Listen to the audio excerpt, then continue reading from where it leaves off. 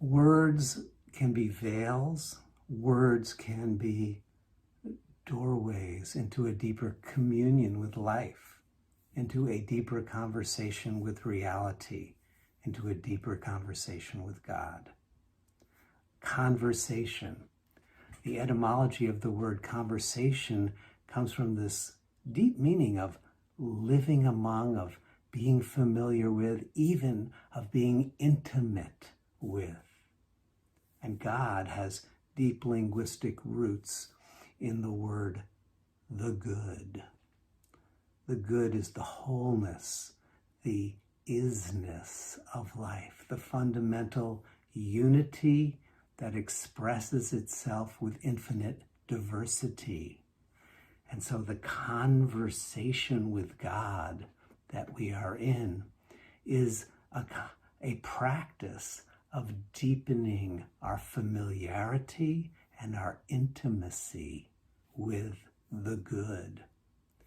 It's a practice of listening and opening and connecting with the wholeness of life, both in its vastness and in its particularity, in its cosmic nature, which includes that intimate moment of this breath. Intimacy is a beautiful word for the relationship with reality that we're cultivating through our spiritual life. It implies a softening, an opening, even a dissolving, certainly of the hardened boundaries of identity. But how do we do that? The paradox, indeed, the grace and beauty of the spiritual life is that we dissolve these boundaries by becoming more intimate with them and the ways that the boundaries of our belief systems currently define that self-life relationship. Every boundary defines a relationship. And by becoming a student of the ways that we've been conditioned to create boundaries, we become more intimate with our habits of defendedness. We become more attuned to what pushes our buttons.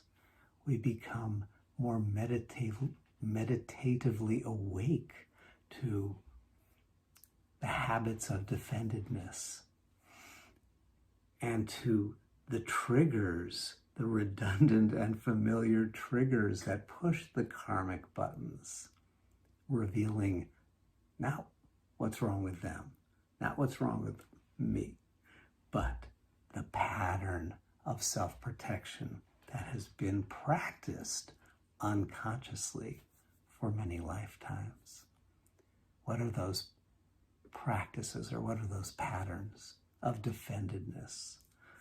There are many ways to talk about them, but many mystics divide them into three essential categories: that of the quest for security and safety, absolute security and safety, the quest for undisturbed belonging and approval, the quest for ever-present power and control, safety, approval, control. These are all qualities of consciousness that, when integrated and consciously engaged, have their place in a beautiful life. But when unconsciously operative, when reactively driven, these kinds of patterns, not only do they fragment our own consciousness, but they cause suffering for ourselves and others.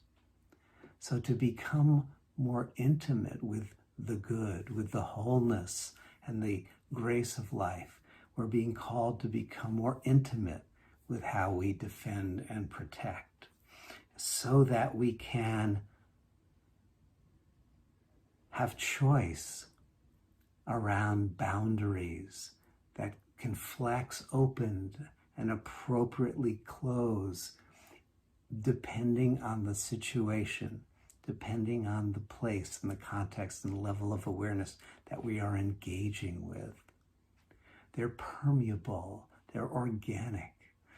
Healthy boundaries allow us to open and take in and digest. They allow for a generative flow of grace and intelligence to flow out of us, to flow between us and life in ways that bring greater well-being to self and other, to this and that, in ways that bring flexibility to the dance with our life. As we befriend, that's the word, as we befriend our defendedness, its urgent, its unconscious impulsiveness to defend will soften. And at the same moment, literally at the same breath, the openness to the blessings of life blossom, and the capacity to receive the guidance of life that was previously veiled, hidden, or blocked is now palpably, clearly available.